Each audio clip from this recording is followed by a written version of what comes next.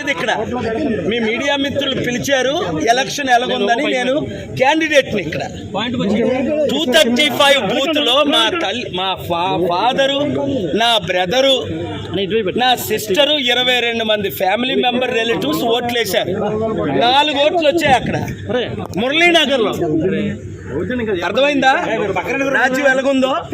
ఇప్పుడైనా అర్థం చేసుకోండి. చంద్రబాబు నాయుడు గారు లాంటి పెద్ద లీడరే 52 రోజులు జైల్లోకి వెళ్ళబోసారు. బయటకు వచ్చి పవన్ కళ్యాణ్ మాటలు ఒప్పుకొని సరెండర్ అవ్వాల్సిన పరిస్థితి. చంద్రబాబు నాయుడు గారు ముఖ్యమంత్రిని చేసింది నేను 95లో. అప్పుడు ఎమ్మెల్యే మోదీ గారు, నితీష్ కుమార్ ఏంటి, నవీన్ పట్నాయక్ ఏంటి, ఒక కేజ్రీవాల్ సరెండర్ అవ్వకపోతే లోపల జైలుకి వెళ్ళాడు. ఇప్పుడు సీఎం రమేష్ కనకాపల్లో 50,000 మెజారిటీ అట, బీజేపీ 8లో 6 సీట్లు అట, జనసేన 21లో 19 సీట్లు అట.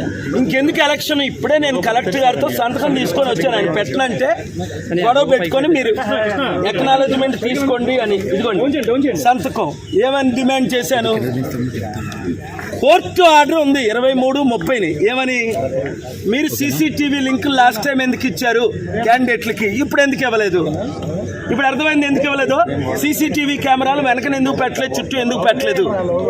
ఎందుకు కారణం?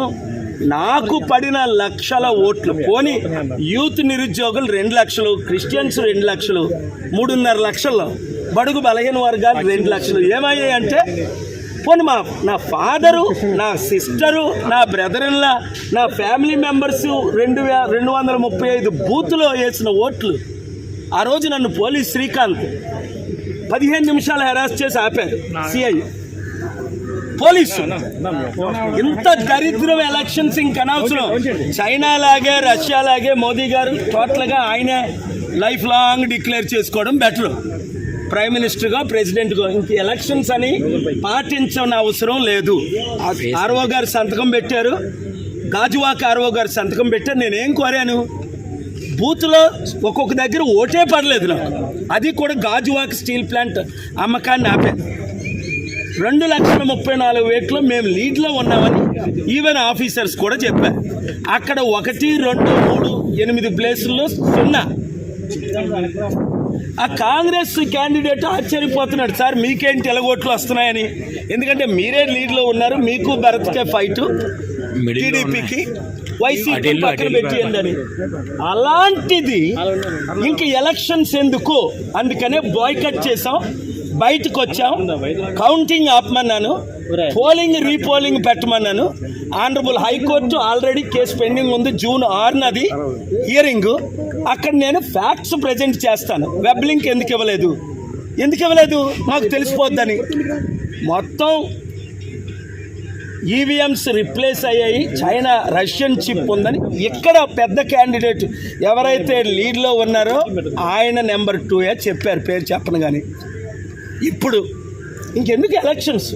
అయితే మోదీకి సరెండర్ అయితే, నేను మొన్నే చెప్పాను కదా, 300తో మళ్ళీ మోదీ ప్రైమ్ మినిస్టర్ అవుతారు. ఎలాగవుతారో చెప్తానన్నాను. 200 అరౌండ్ ఇండియా వస్తుందని నేను చెప్పినట్టే జరుగుతున్నాయి.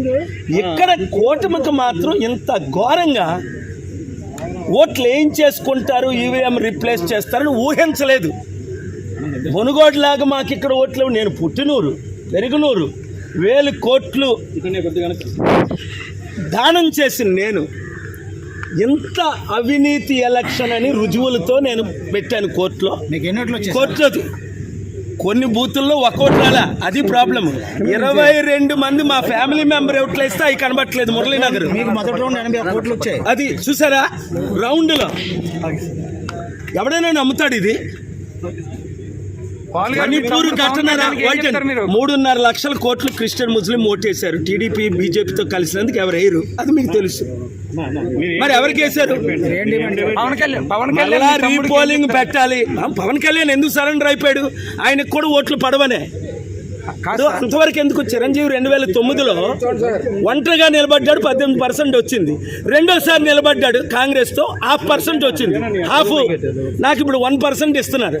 చిరంజీవికి ఇవ్వలేదు, సరెండర్ అవ్వలేదు. కనుక ఇప్పుడు చిరంజీవి సరెండర్ అయిపోయాడు, పవన్ కళ్యాణ్ సరెండర్ అయిపోయాడు. చంద్రబాబు నాయుడు గారు నేను చూడు, ఇది అవినీతి ఎలక్షను, అక్రమ ఎలక్షను. పోలింగ్ వెంటనే ఆపాలి, రీపోలింగ్ చేయాలి, రీకండక్ట్ చేయాలి విశాఖపట్నం. మేము కోర్టుకి వెళ్తాం.